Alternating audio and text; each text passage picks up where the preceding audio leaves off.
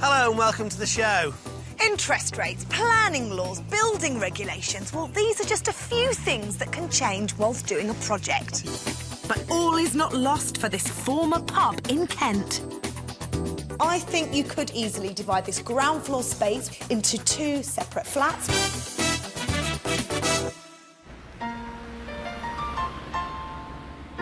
Sittingbourne in Kent was once a popular watering hole for travellers journeying between London and Canterbury. The arrival of the railway sounded the death knell for many of the inns in the area. Times may have changed, but it's not much easier making a living from a pub these days. That is certainly true of the property I'm here to see today, because it's this former pub which had a guide price of £125,000 to £135,000. I wonder what possibilities lie inside. Let's venture in. Oh, pubs are always handsome buildings and they have such amazing proportions. I always think they would be brilliant to turn into a family house, but that's not to be for this property. And as you can see, it's quite quiet. I can't imagine this would work anymore as an old boozer. There's certainly not enough footfall. And look, this is where the brewery would have turned up, rolled out the barrels. Oh, it'd go under there.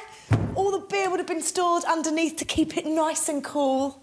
It's fantastic space. The bar area here, although the bar's gone, the optics have gone, the bell's gone to ring time. There's not even a dartboard in here.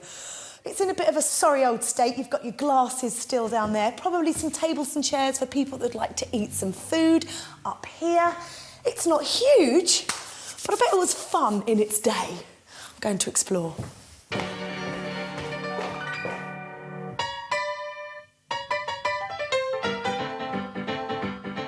The first question to ask yourself is, does it stay as a bar? As well as the open-plan bar space, there's a good-sized commercial kitchen to the back. Perhaps with this kitchen, you could turn it into a restaurant, or could the property be converted for residential use? Let's see what upstairs has to offer.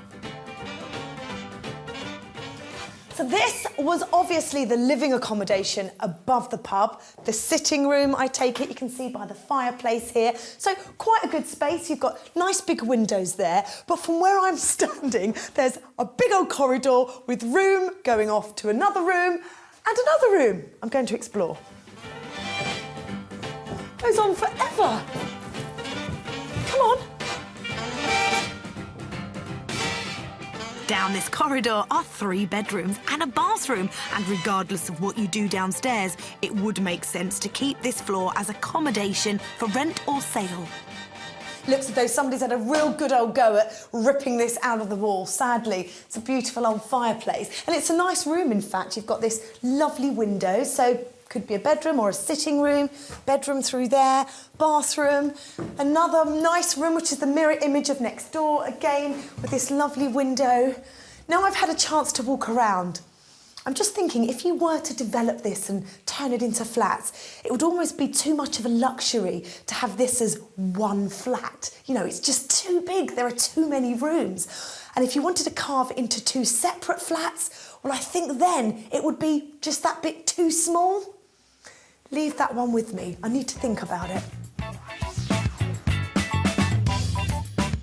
Outside, there's a courtyard with outbuildings and a beer garden, which would be ideal for off-road parking until you realise that it's on a higher level than the street. Yes, makes access just that little bit awkward. Well, of course, whatever you do with this old pub will depend entirely on what type of planning permission you're able to get from your local council. They may have restrictions on what they will allow you to do with certain types of properties in certain areas, especially in these difficult economic times. Is there a lack of affordable housing in the area, or is there a pressing need to develop businesses and create jobs? Different local councils will have their own priorities when regenerating an area, so you've got to do your research and speak to the local authority to find out what they want and what they are likely to grant planning permission for, and then you can start using your imagination.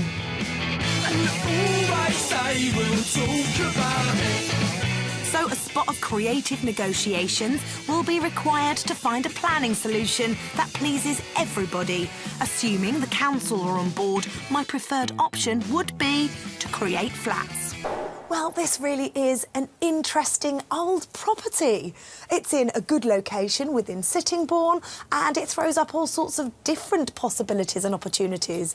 But whoever takes this on has got a huge job on their hands to turn this into something that's really going to work for the local area.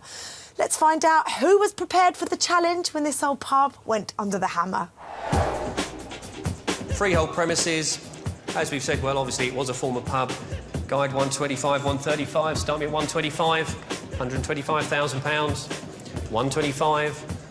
Where do you want to start me then? Start me at 100, £100,000, let's see where we get to. £100,000, I'm in on the back at £100,000, 100, and 5, 105, 105, and 10, 110, 110, and 15, 115. At £110,000, I've got 115 I'm looking for. We all done at £110,000. Can't tempt you any further. Nope. OK, well, come and talk to us. Well, the hammer didn't fall on this occasion because the reserve price for the property wasn't reached. However, an offer of £113,000 was made and accepted afterwards. The new owners of this former public house are local property developers and husband and wife, Sunil and Geeta. Yes, if they seem a bit familiar to you, well, it's because they've been on Homes Under the Hammer before. Mr. and Mrs. Oh, how I love that phrase. Sunil and Geeta, congratulations. Now, we've met before on the show. You know Sittingbourne really well, don't you guys? Yes, yeah. Yeah, we run a sales and lettings agency in Sittingbourne High Street. And you're also developers, because I know you've got lots of other properties. Yeah, our main business is we're landlords first, so that helps us to help other landlords in our agency business. So you've bought a pub? Yes. So what happened there then? You please. Well, when Sunil came home, it was I thought it was quite ironic that, you know, he came home and told me that we'd bought a pub and he doesn't even drink. So why did you buy the pub? Obviously not to turn into another pub, I'll take it. It's a good investment for us, and it's, you know, if it's a pub today, it could be a school tomorrow or something else. So. What do you know about this building? Is there any restrictions on this property? The history of this is it's always been a pub, but it's not been a successful pub. It's changed hands 6 or 7 times in the last 10 years, which is in a way good for us because when we're making planning application, we can show that it hasn't been viable and it's not just the business owner, it's a number of business owners. So it's all about going for change of use, obviously. Absolutely, yes. Yeah. So what sort of ideas have you got for this place now? Well, initially the idea was to turn it into 3 flats. 1 upstairs and then 2 downstairs. But we've also been investigating the possibility of turning it into a special needs school. OK, really interesting. Now, why have you gone down that avenue and why a school in particular? It's just as an opportunity arose, we were talking to one of our current landlords and he said he'd been approached by the council and they were looking for a school, a special needs school with 4 classrooms in the area. So he came down and measured up and said, yes, we should look at this possibility. So what would you need to do to set the ball rolling? It's mainly planning and getting approval and then applying for grants if we need to. If not, we could fund some of the projects ourselves. That's our ideal, that's what we would like. If that's not possible, then plan B is to look at the possibility of turning it into flats and having 3 separate flats. So what sort of budget have you two got in mind? On the school project, it's going to be about 70,000. But if it's flats, we're going to spend about £10,000 on each flat. Yeah.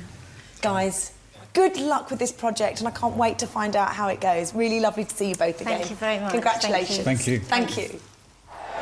Well, Sunil and Geeta are highly experienced and successful property developers. They could easily just build 3 flats out of this old pub. But I love the fact that they have chosen to make it a priority to try and give something back to the community here. I am hoping this will be a wonderful school for children when we return. You'll have to stay tuned to find out what happens. It's time to head back to Sittingbourne in Kent to Sunil and Geeta, who bought this place for £113,000. But residential conversion was their plan B, because they had decided instead to try and turn this into a school for children with special educational needs. It's just as an opportunity arose, we were talking to one of our current landlords, and he said he'd been approached by the council and they were looking for a school, special needs school with 4 classrooms in the area. So he came down and measured up and said, yes, we should look at this possibility. Well, I think that's a super idea, but a great deal trickier than simply just converting this pub into flats. 13 months later, on a crisp and cold winter's day, we're back.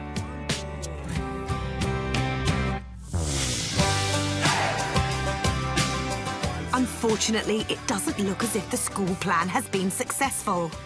We would have loved to have it turned into a school. That would have been our first choice.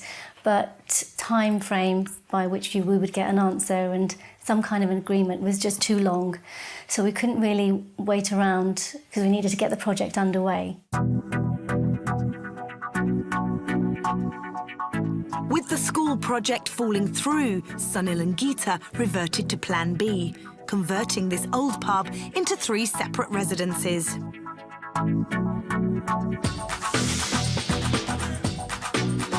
On the first floor, the existing 3-bed flat has been modernised. A new open-plan kitchen and dining room is the centrepiece, but there are still traces from the past. The bedrooms have been decorated and new windows have been installed. On the ground floor, the space has been cleverly divided to accommodate 2 2-bedroom flats. And although the imprint of the old building is still in evidence here and there, it's easy to forget that this was once a public house.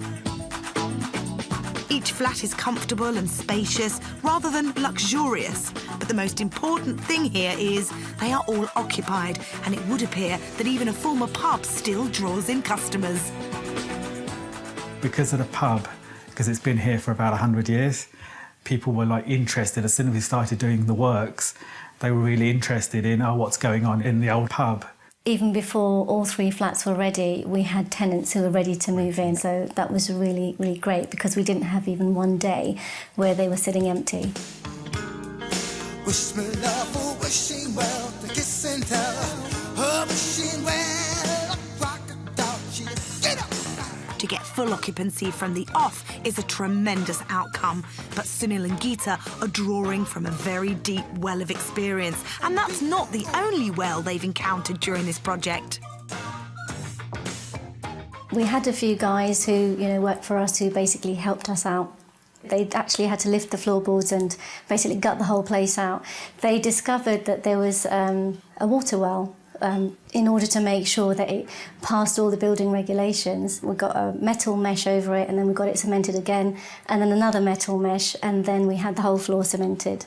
So that was quite an interesting find. No matter how interesting, unexpected discoveries are usually expensive. So how did they get on with their original budget of £30,000? It cost £80,000 to do all 3. But the upstairs didn't really cost that much because it was already a flat. Most of the cost was really doing the 2 flats down here.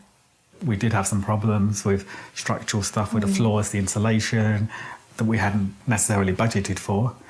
Yeah, we spent a little bit more, twice as much, but but it's still good because I think we've got a longer term, we've got more for the money. So. Including the purchase price of $113,000, Sunil and Geeta have spent a total of £193,000 on this project. For the 2 2-bedroom flats on the ground floor, the agents put a top sales valuation of £125,000 per flat.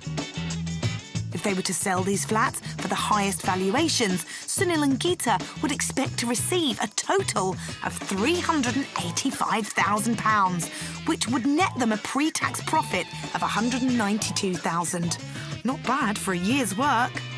It's good news, isn't it? So, are you pleased? Yeah, absolutely, yeah. But selling this building is not part of the plan. The agents agreed that rental income for the 3 flats could total around £2,000 per calendar month.